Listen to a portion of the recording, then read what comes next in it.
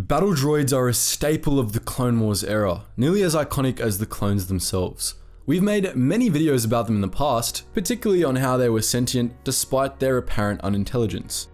Like the clones, they were slaves fighting for morally bankrupt masters who cared nothing for them, a truly tragic thing that not even Jedi seem to acknowledge. In fact, the Jedi and their clone subordinates seemingly had no qualms with butchering these obviously sentient beings, which is kinda messed up if you think about it. We intend to spend this whole video thinking about it as we take a look at 5 of the saddest droid deaths from Star Wars: The Clone Wars.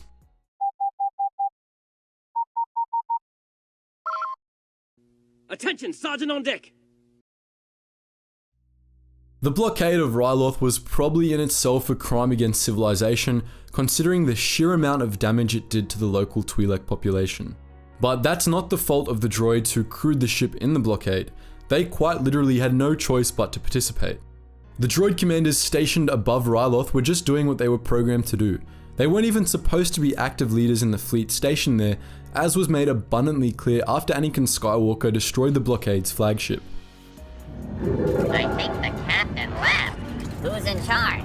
Not me, not me. What should we do? Begin attack.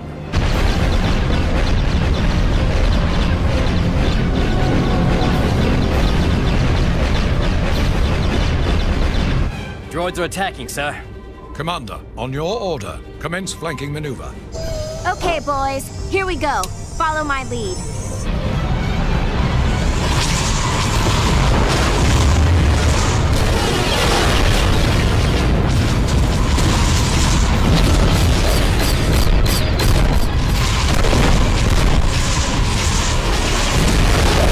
We've been outflanked.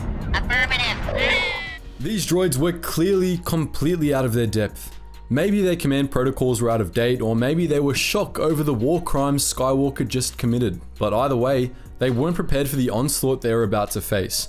They probably just panicked, and considering that hundreds of thousands of their fellow droids had just been wiped out in a huge violation of the Geneva Convention, that's not an entirely unreasonable reaction.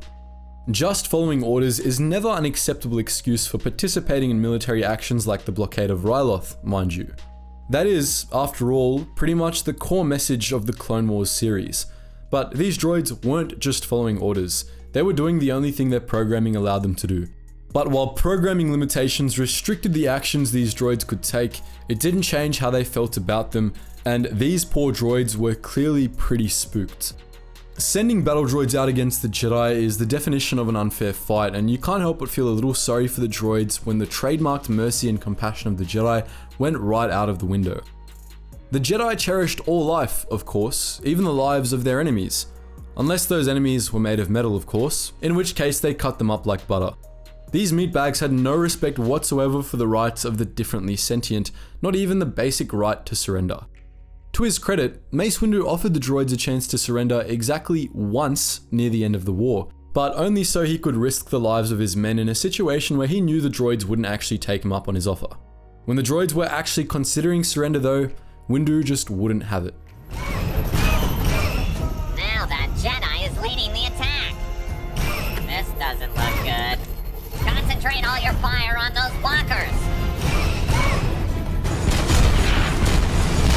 Can we get him?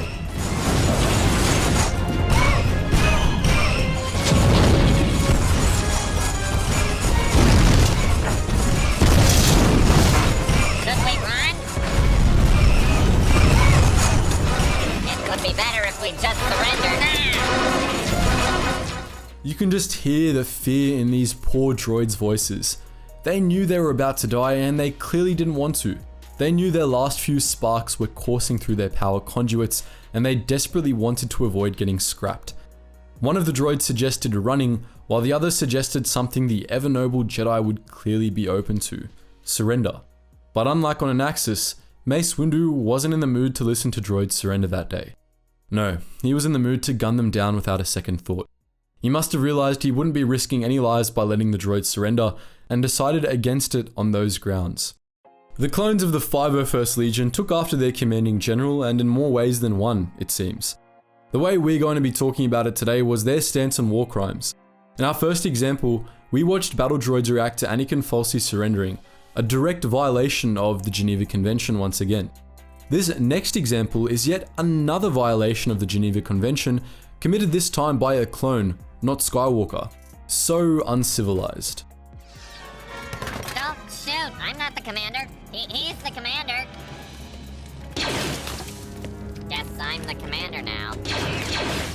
Once again, the fear in this droid commander's voice is audible, and it's plain in his desperate attempt to get out of being shot too. He knew he was about to be murdered, and he reacted just like most meatbags would have in that situation. Of course, his misdirection didn't exactly work. Upon seeing this, he quickly resigned himself to the quick, but likely unpleasant death he was about to experience, and that's even sadder than his terror at the prospect of being shot to pieces.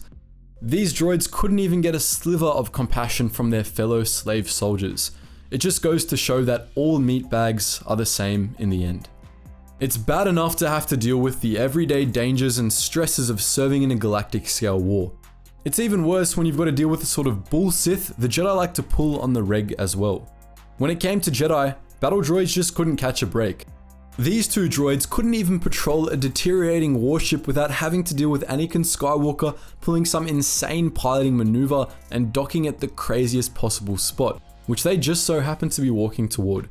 I don't even know what's worse, the fact that these two ended up in this situation, or the fact that they couldn't even desert to avoid this kind of crap. What was that? What? That noise? Didn't you hear it? It sounded like a ship docking at one of the emergency airlocks. Your circuits are loose. No one's crazy enough to do that. Anakin, you're crazy. Spinning is not flying. But it's a good trek. We do not want to be spotted. Ah, I knew it! It's them! Oh no. You might think that the Negotiator, the legendary Obi-Wan Kenobi, might be less willing than Anakin Skywalker to kill a pair of innocent droids. Evidently he was not, however. He and his former Padawan quickly deemed these two droids guilty of the unspeakable crime of just walking around, determined that the penalty was death, and cut these two totally unarmed units to pieces. Once again, one of the droids was clearly afraid, while the other seemed to be a bit over it. Like the droid in the last clip, the second droid accepted his fate, but this time it sounded more like he just wanted his absurd existence to be over. That in itself is rather tragic. That droid deserved a better lot. The droid in our last clip wasn't just some extra. He was a full-on character with a developed personality, and he got butchered by the Jedi. We're talking, of course, about Droid Commander 224, the newly promoted commander of the droid regiment deployed to Rugosa on the orders of Asajj Ventress. 224 was apparently the only competent droid in the entire unit. He made some pretty solid tactical decisions, and on top of that, he seemed like a chill enough guy. He wasn't nearly as cool or as cunning as OOM9, but as far as droid commanders go, he was pretty high up there. He did not deserve his tragic end at the hands of Grandmaster Yoda. Like many other droids on this list, 224 didn't want to die, and yet Yoda, a Jedi who was constantly preaching about the value of life, killed him anyway. On top of that, he drew the process of killing 224 right out, cutting him up piece by piece and allowing the poor droid to experience more of his dismemberment than he should have had to. This excessive cruelty was entirely uncalled for. 224 had given Yoda a chance to surrender just a few minutes earlier. Could Yoda not have extended the same courtesy to him? This droid had no malice for the Grand Master. He was simply unable to disobey his orders, and even then, he managed to be nice about trying to kill Yoda. This is but a small taste of the untold oppression experienced by the droids of the Star Wars universe. But what do you think?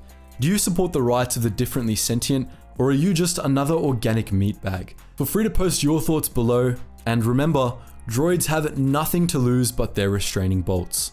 And just before you click on Generation Tech's How to Cook an Ewok Steak video, make sure you check out our GGN, our Geetsly's Gaming Network, which has just opened its Clone Wars role-playing server.